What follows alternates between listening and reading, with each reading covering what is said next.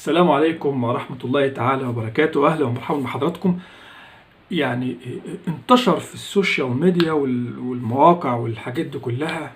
يعني الواحد بيصحى ينام على نمبر 1 وعلى محمد رمضان وفلوس محمد رمضان، وهل تم إيقافه ولا ما. احنا بس عايزين نتكلم على حاجة واحدة بس، حاجة واحدة بس.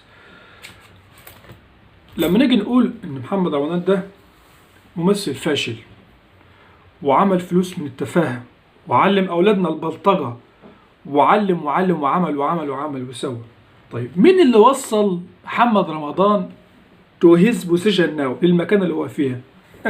مين اللي وصل؟ مين اللي وصل؟ مش الناس اللي جابوه، مش الناس اللي بيدخلوا السينمات دور العرض ويتفرجوا على أفلامه. يبقى ما تلوم محمد رمضان بس، ما تلوموش. ده محمد رمضان ده عضو في الفريق. الفريق ايه اللي هو ايه بقى؟ عندك الدولة. المفروض افلام البلطجة، انا كراجل سبكي انتجت فيلم.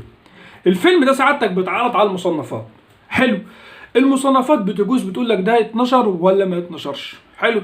طب كل الافلام البلطجة دي بتتوافق من الدولة وتصريح من المصنفات. ليه؟ لان المصنفات افضل، اخده فلوس يا معلم. هم كلهم بص، شوف السلسله كلها بتضيع على الفلوس. اتحرق اخلاق الشعب، العيال تفسد تتحرق، كله يتحرق. اهم حاجه الفلوس، اخدنا الفلوس في جيوبنا. السبك مقبض والفيلم تم تصريحه وتداول في دور العرض، وعملوا كام افيش وكام اعلان كدعايه ليه، والناس قامت دخلت اتفرجت. مين بقى الناس بقى؟ احنا عندنا في مصر نفترض مثلا ان احنا عندنا دايره نص الدايره دي من او 50% من عشاق محمد رمضان بيتفرجوا له. ازاي بقى؟ مقتنعين بفنه، مقتنعين بهبله. دي حاجه ترجع لهم. 50%، 50 التانيين نصهم ملتزم شويه، ممنوع ان انا اسمع افلام رمضان، ممنوع.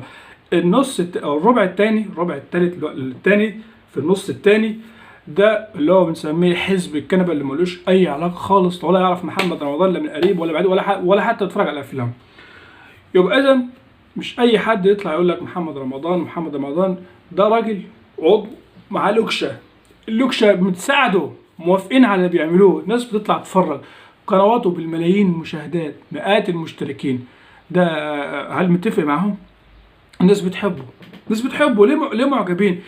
كونه راجل كان رايح بيفتتح محل في الشرقيه. تشوف الناس كان مأجرهم، برضه كان مأجرهم، بيطلع يفتخر بعربياته ويفتخر. هو حر يفتخر بالحاجات دي يا ابني. ده اسمه مبدأ، يعني جوع بعد شبع.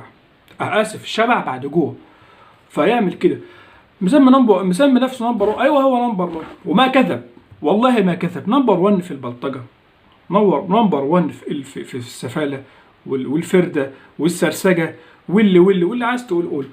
ولكن مشارك في هذه المنظومه ليس محمد رمضان فحسب، مع ناس، مع دولة بتسمح بأفلام إنها تتعرض. فبتجيش تقول لي ده احنا عايزين نوقفه بين يوم وليلة، وإنه ما عادش هيمثل، وإنه مش عارف. لا يا أخويا، هيمثل يطلع على التوك شو، وهيطلع يغني، وكان عاجبك طالما بيدفع واللي تحت منه بيقبضه. سمعنا وقطعنا، عشان بس يبقى الحوار مقفول ومحدش يقول لك ده هيتم إيقافه. لا يا بابا، مش هيتم إيقافه إلا لما ربنا ياخد أجله.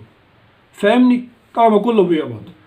طب انا كأب، انا كراجل بيت، اعمل ايه؟ انت تربي عيالك وتقفل عليهم وتقول لهم يا ابني يا بنتي ما ينفعش التفاهه والسفاله اللي الراجل ده بيقدمها تدخل بيتنا.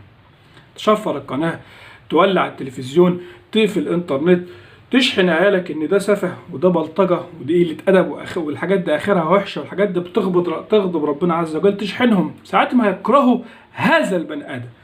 بس كاحنا ان احنا بندعي ان هو بلطجي، وهو ده مش حقد مننا ان هو معاه فلوس وده احقد اصل هو عشان غني وبحقد. لا، مش كله.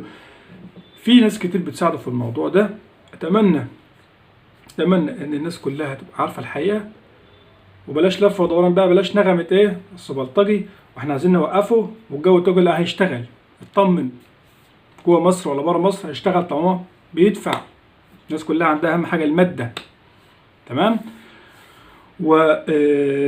فستذكرون ما أقول لكم وأفوض أمر إلى الله. طيب دينيا حكم ما يفعله مؤسس رمضان، أختصر في قوله تعالى وتجعلون رزقكم أنكم تكذبون، ومن يعمل مثقال ذرة خيرا يره ومن يعمل مثقال ذرة شرا يره. سبحانك اللهم وبحمدك، نشهد أن لا إله إلا أنت، نستغفرك ونتوب إليك. وأي كومنت تحت أمر حضرتكم. السلام.